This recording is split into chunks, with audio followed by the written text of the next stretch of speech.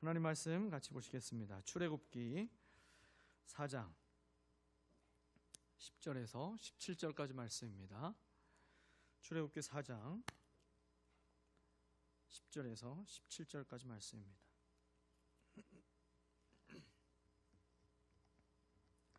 우리 말씀 한 절씩 교독하고요. 마지막 절은 합독하도록 하겠습니다. 모세가 주님께 아뢰었다. 주님 죄송합니다. 저는 본래 말재주가 없는 사람입니다. 전에도 그랬고 주님께서 이 종에게 말씀을 하고 계시는 지금도 그러합니다. 저는 입이 둔하고 혀가 무딘 사람입니다.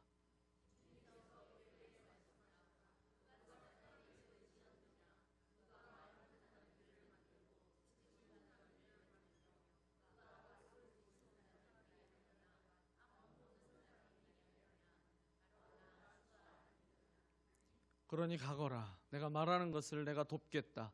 내가 할 말을 할 수 있도록 내가 너에게 가르쳐 주겠다.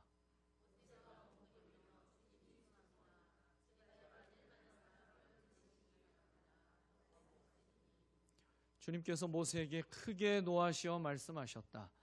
레위 사람인 너의 형 아론이 있지 않느냐? 나는 그가 말을 잘하는 줄 안다. 그가 지금 너를 만나러 온다. 그가 너를 보면 참으로 기뻐할 것이다.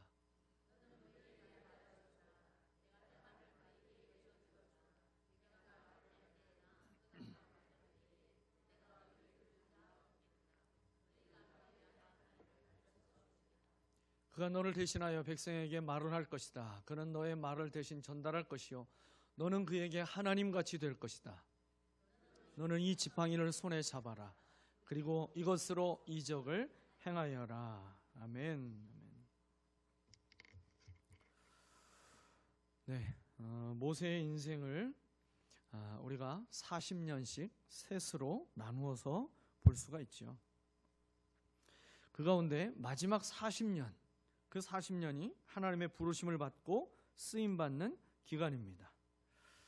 나머지 80년은요 하나님의 기다림의 시간이었어요. 모세를 비롯해서 많은 믿음의 사람들은 하나님께 쓰임받는 시간보다 하나님이 기다리시면서 준비시키시는 시간이 대부분 더 길었습니다. 모세는 이제 나이도 많고 힘도 빠지고 마음도 약해질 대로 약해진 80의 나이에 하나님이 부르셨어요. 좀 이왕 부르실 거면 좀 젊고 힘있고 용감할 때 부르셨으면 더 크게 쓰임받지 않았을까 그렇게 생각될 수도 있겠지만 하나님께 쓰임받는 최고의 적기는 세상의 기준과 다릅니다. 어느 시기에 부르시느냐 이게 중요한 게 아니라요, 부르시는 하나님께 순종하기만 하면 그때가 가장 하나님께 크게 쓰임받는 때가 된다라는 사실입니다. 이 사실을 모세를 통해서 우리에게 깨닫게 해주십니다. 모세를 부르시는 하나님은 오늘 저와 여러분을 부르십니다. 여러분 믿으십니까? 바로왕과 같은 이 세상에 그 공중 권세 잡은 악한 사단으로부터 하나님의 백성들을 구원하시기 위해서요 이 시대의 모세로 하나님은 저와 여러분을 부르십니다. 성도는요 이 하나님의 부르심에 예외가 되는 사람이 단 한 사람도 없는 존재가 성도입니다. 왜 그럴까요? 교회가 바로 부름받은 사람들의 모임이기 때문에 그래요. 교회에 대해서 정의를 내릴 때 고 옥하는 목사님이 정의를 해주신 것이 있는데요, 이 정의가 가장 교회에 대한 정의로 맞다라고 보고 있어요. 교회에 대해서 이렇게 정의를 내렸습니다. 교회란 세상에서 부름받은 하나님의 백성들의 모임이면서 동시에 세상으로 보냄받은 그리스도의 제자들의 모임이다. 같이 한번 읽어보실까요? 교회란 세상에서 부름받은 하나님의 백성들의 모임이며 동시에 세상으로 보냄받은 그리스도의 제자들의 모임이다. 아멘.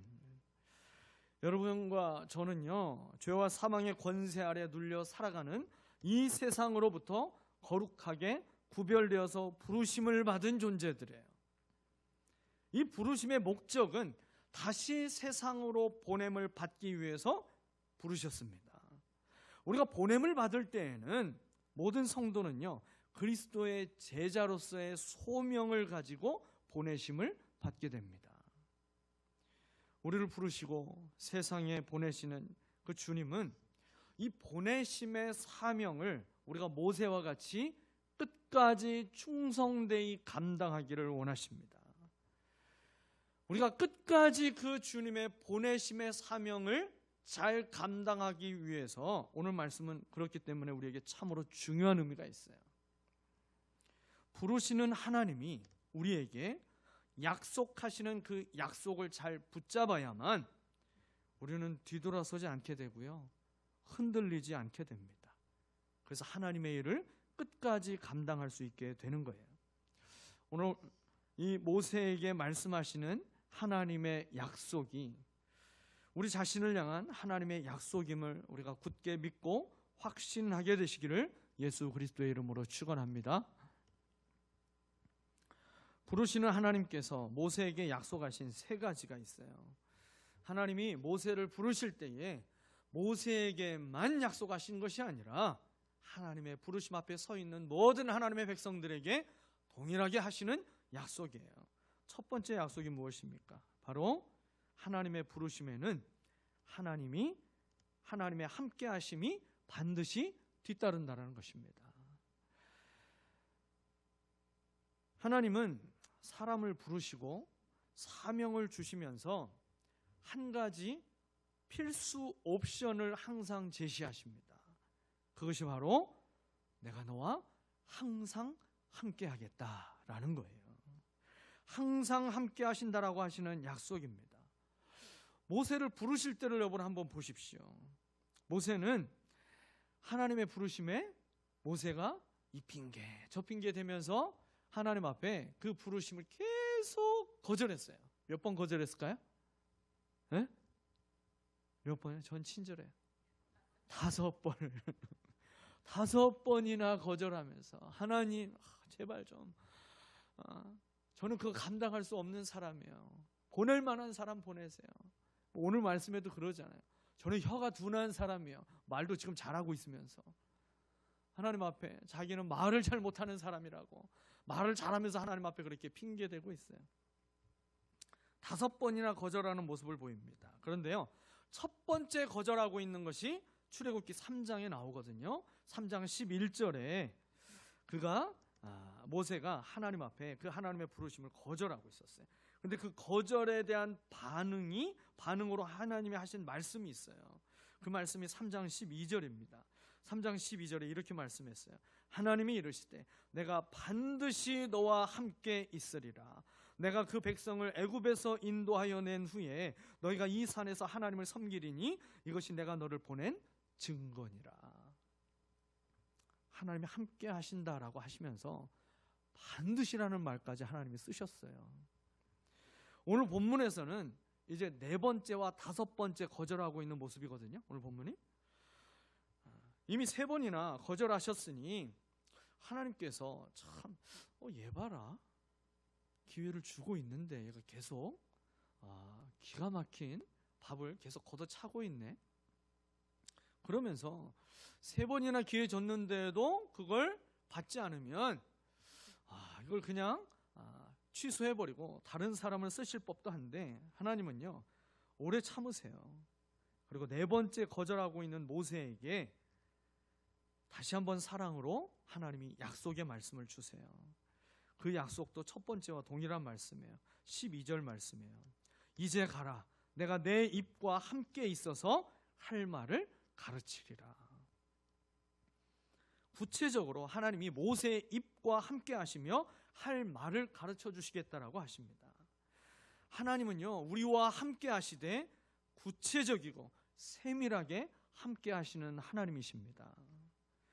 하나님은 계속해서 나 여호와가 함께 할 것이니까 두려워하지 말고 가라고 말씀하세요. 모세의 약함을 아시는 하나님이시기 때문에 모세가 좀 조금이라도 순종할 수 있는 환경이 되도록 하나님은 모세에게 굉장히 많은 배려를 하셨어요. 그걸 뭘 보고 알 수 있냐면요, 출애굽기 2장 23절 말씀을 보면 모세가 가장 크게 두려워하고 있던 한 존재가 이 세상에서 사라진 것이 기록되고 있어요. 출애굽기 2장 23절입니다. 세월이 많이 흘러서 이집트의 왕이 죽었다. 이집트의 왕이 죽었다라는 소식은 주변 모든 나라의 큰 뉴스거리였을 거예요. 그래서 지금 미디안 광야로 도망가 있던 이 모세에게도 분명히 그 소식은 들렸을 것입니다. 그럼에도 불구하고 하나님은 여전히 두려움에 사로잡혀 있는 모세에게 함께 하신다는 약속을 반복적으로 들려주세요. 이 약속은 훗날 모세의 뒤를 이은 여호수아에게도 하나님께서 함께 하신다라고 약속하고 계시고요. 그리고 하나님께서 다윗을 통해서도 하나님의 그 약속은 계속해서 이어집니다. 그래서 다윗이 전쟁을 할 때마다 그 전쟁 때마다 하나님이 함께 하신다라고 하는 그 약속을 확인하며 전쟁에 나가서 싸워 이기게 되잖아요. 그 역사는 계속 이어집니다. 그리고 예수님이 그 제자들에게도 마지막으로 하실 때 그 예수님의 약속이 뭐였어요? 함께 하신다라는 약속이에요. 세상 끝날까지 내가 너희와 항상 함께 있으리라. 하나님이 함께 하심을 온전히 믿음으로 두려움을 떨쳐내고 우리가 보내시는 곳으로 언제든지 나아가는 저와 여러분 되시기를 바랍니다. 모세는 이 약속의 말씀을 듣고도요, 여전히 크게 보지 말아야 할 것을 크게 봤어요. 그게 뭐냐면 자신의 약한 부분을 크게 봤습니다. 그래서 원래부터 마치 그런 존재였던 것처럼 자기를 너무 비하하듯이 지금 얘기를 하고 있어요. 오늘 보면 10절이었죠. 계속 주님께 죄송하다고 그래요. 주님 죄송합니다. 저는 본래 말재주가 없는 사람입니다. 전에도 그렇고 지금 주님께서 이 종에게 말씀을 하고 계시는 지금도 그러합니다. 저는 입이 둔하고 혀가 무딘 사람입니다. 또박또박 아주 그냥 하나님께 말을 정확하게 하면서 혀가 무디다 그래요. 근데요, 이 모세의 말은 사실이라고 받아들일 수가 없는 말이에요. 모세가 정말 말을 잘 못하는 사람이었을까요? 모세의 어릴 적 기억에 성경에 모세는 말을 더듬었더라 그런 기록이 있어요? 없잖아요. 사도행전 7장 22절을 보면요, 모세에 대해서 이렇게 기록했어요. 모세가 애굽 사람의 학수를 다 배워 그 말과 행사가 능하더라. 모세는 말과 행사가 능했던 사람이었어요. 애굽의 학문을 다 배웠고요, 궁중에서 왕자의 신분으로 차세대 지도자 교육을 받았던 사람이었습니다. 그의 지도력과 행정 능력은 탁월한 것으로 인정받았던 사람이에요. 그런데 모세는 자신에게는 그 일을 감당할 만한 능력이 저는 애초부터 없던 사람입니다. 지금 그렇게 하나님 앞에 핑계를 대고 있잖아요. 여러분, 누구나 지금 자신에게 있는 그 약점과 단점이 항상 커 보이게 돼 있어요. 그런데요, 그 단점과 약점이 내 눈에만 보이고 하나님은 모르실까요? 하나님은 더 정확하게 보시고 아시는 분이시죠. 나의 약함과 단점이 커 보이는 것이 아니라 전능하신 하나님이 더 커 보이는 믿음의 눈이 열려지시기를 축복합니다. 그 믿음의 눈이 열리기를 원하시기 때문에 모세에게 하나님은 함께 하신다라고 하는 이 약속의 말씀을 주시고 또 주시고 또 주시고 계시는 거예요. 두 번째로 하나님의 부르심에는 또 한 가지를 약속하시는데 그게 뭐냐면 돕는 자를 붙여주신다라는 거예요. 돕는 자를 붙여주신다. 하나님이 함께 하시겠다고 말씀하시는데도 모세는 뭐라고 말씀했어요? 13절을 한번 보십시오. 또 주님 죄송합니다 이러고 있어요. 주님 죄송합니다. 제발 보낼 만한 사람을 보내시기 바랍니다. 모세가 지금 몇 번째 거절하는 거예요? 5번째 거절하고 있어요. 5번째. 모세가 여전히 거절하고 있는 이유는요, 그의 마음에 여전히 염려가 되는 것이 있기 때문입니다. 그 염려 한 가지가 뭐냐면 거절에 대한 상처예요. 이 거절의 상처가 여전히 아물고 있지 않기 때문에 모세는 또 하나님의 부르심을 거절하고 있습니다. 모세가 미디안 광야로 도망친 이유가 뭐였어요? 그가 자기 형제인 히브리 사람을 애굽의 군사가 괴롭히는 것을 보고 그 애굽의 군사를 쳐서 죽였잖아요. 그리고 그를 모래에 묻었어요. 그 다음 날이 돼서 이제 나왔어요. 이제는 히브리 사람들이 자기를 좋아하고 자기만 나타나면 사람들이 몰려들어서 자기를 잘 따르겠지 생각했는데, 나와봤는데 두 사람이 또 싸우고 있어요. 같은 히브리 사람끼리 싸우고 있길래, 아니 같은 형제끼리 왜 싸우고 있습니까? 그러지 마세요. 그랬더니 그들이 뭐라고 합니까? 당신이 누구이기에 우리의 주와 재판관 노릇을 하려고 합니까? 어제는 애굽 사람을 쳐 죽이더니 오늘은 우리를 쳐 죽이려고 그럽니까? 그 얘기를 듣고요, 모세는 도망을 하게 되잖아요. 히브리 민족을 구원하는 그 하나님의 부르심을 받고 가서 이제 그 일을 하기에는 이제 자신을 인정하지 않을 것 같은 그 이전의 거절에 대한 상처가 모세의 발목을 붙잡는 거예요. 하나님은 과거의 아픔에서 벗어나지 못하고 계속해서 거절하고 있는 모세에게 뭐라고 말씀하십니까? 하나님이 얼마나 그 마음이 답답했겠어요.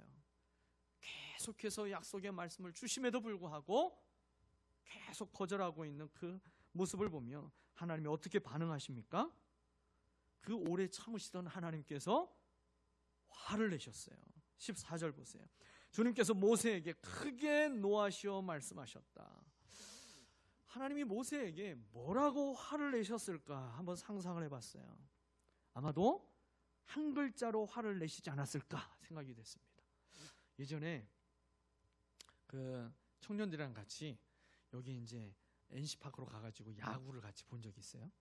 야구를 봤는데 NC 응원석에서 야구를 이제 쫙 봤는데 이제 그 투수가, 상대팀 투수가 이제 NC 선수가 1루에 진출해 있는데 이제 2루로 도루를 하지 못하도록 견제구를 딱 던지잖아요. 그러면 모두가 다 이구동성으로 그 투수에게 야유를 보내면서 막 혼내는 그런 한 글자 단어가 있더라고요. 이게 뭐냐면 좀 이러더라고요. 근데 같은 경상도인데 롯데는 그걸 다르게 합니다. 롯데는 어떻게 하죠? 마 한 글자 가지고 상대로 확 기를 죽이려고 막 그렇게 화를 내요. 하나님 그러시지 않으셨을까? 좀 몇 번 얘기해야 되는 거야. 하나님이 화를 내시지 않았을까? 그렇게 생각이 됐어요. 5번째 거절인데도 하나님은 또 오래 참으세요. 아마 우리 같으면 그렇게 말하지 않았을까요? 야, 하기 싫으면 관둬. 너 아니면 사람 없냐? 다른 사람 쓸 거야. 너를 보는 거 오늘이 마지막인지 알아라. 여러분 그렇게 말하지 않았을까요? 근데 하나님이 내 형 아론이 있지 않느냐? 그러면서 돕는 자를 붙여주세요. 순종할 수 있도록 격려해 주십니다. 우리 같으면 알았어, 너 안 쓸게, 그냥 아론 쓸게, 그렇게 하고 그냥 넘어갈 것 같은데 하나님은 모세를 계속해서 사용하시기 위한 그 하나님의 권면을 멈추지 않으세요.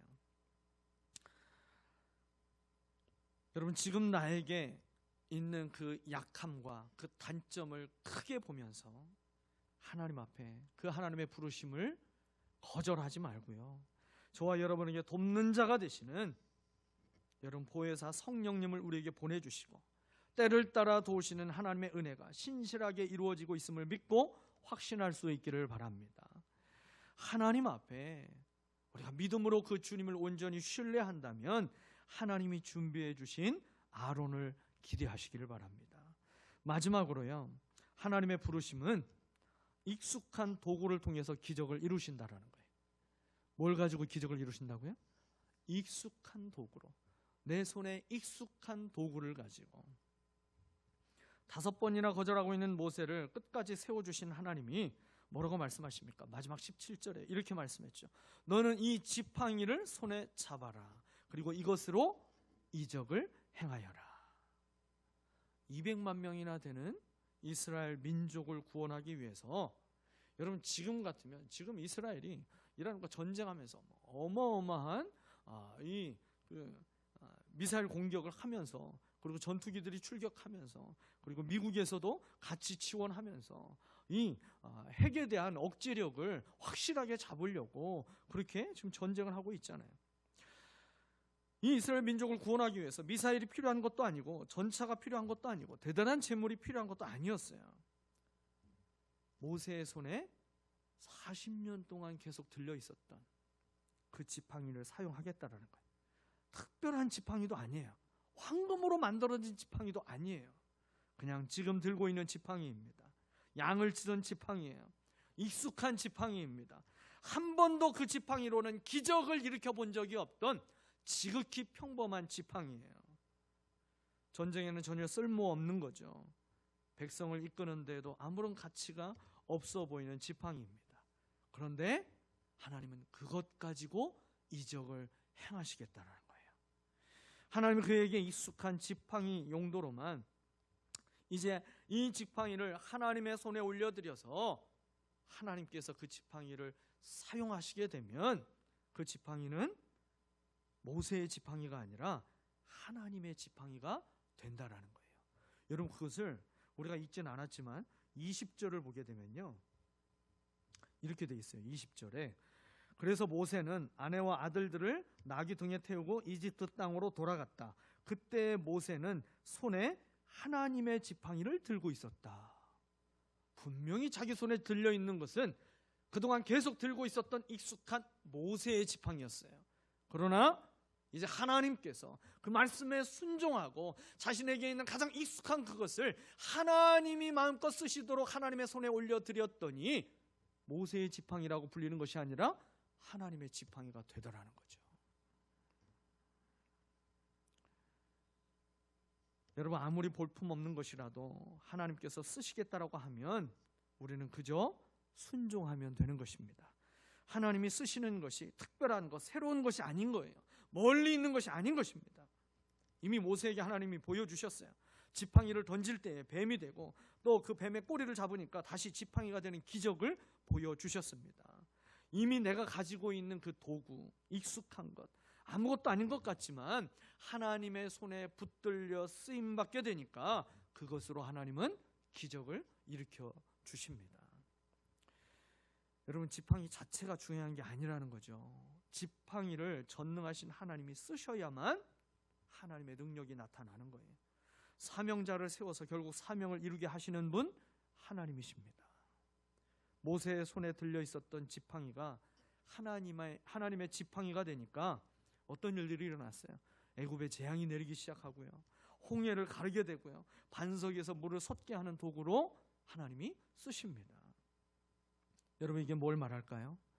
두 가지를 가르쳐 줍니다. 하나는 우리 자신에게 주신 그 재능과 은사를 주님을 위해서 사용하라는 거예요.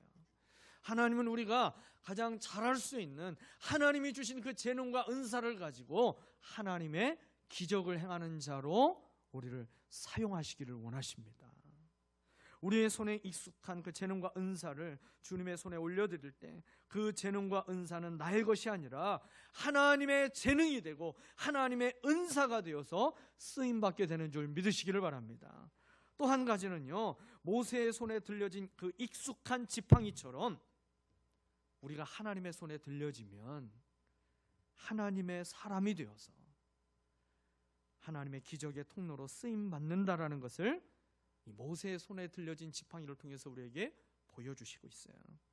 지극히 평범하고 그저 세상에 많고 많은 사람 중에 우리는 한 사람이 아니라요, 전혀 특별해 보이지 않을지라도 하나님의 손에 붙들리면 위대한 하나님의 역사를 보여주는 통로로 쓰실 줄 믿습니다. 여러분 질그릇 같은 우리 인생이지만 그러나 보배이신 주님을 우리 안에 모시고 있기 때문에 우리의 주인이 가장 귀하게 여기는 그 그릇으로 우리를 여겨주시는 것 아니겠습니까? 사랑하는 여러분, 하나님은 우리를 쓰시기를 원하십니다. 우리 교회를 쓰시기를 원하십니다. 그 하나님의 부르심을 피하고 싶은 이유가 있을 거예요. 그러나 우리를 부르신 우리 하나님은요, 사명을 맡겨주시고 쉽게 포기하시는 분이 아니라 끝까지 우리를 세워주시고 그 일을 감당할 수 있도록 놀라운 하나님의 약속을 우리에게 계속해서 반복하여 주시면서 그 약속을 친히 신실하게 이루어 주시는 하나님이심을 믿으시기를 바랍니다. 함께 하심으로 이루어 주실 것입니다. 돕는 자들을 붙여주시며 이루어 주실 것입니다. 재능과 은사를 사용하시며 이루어 주실 것입니다.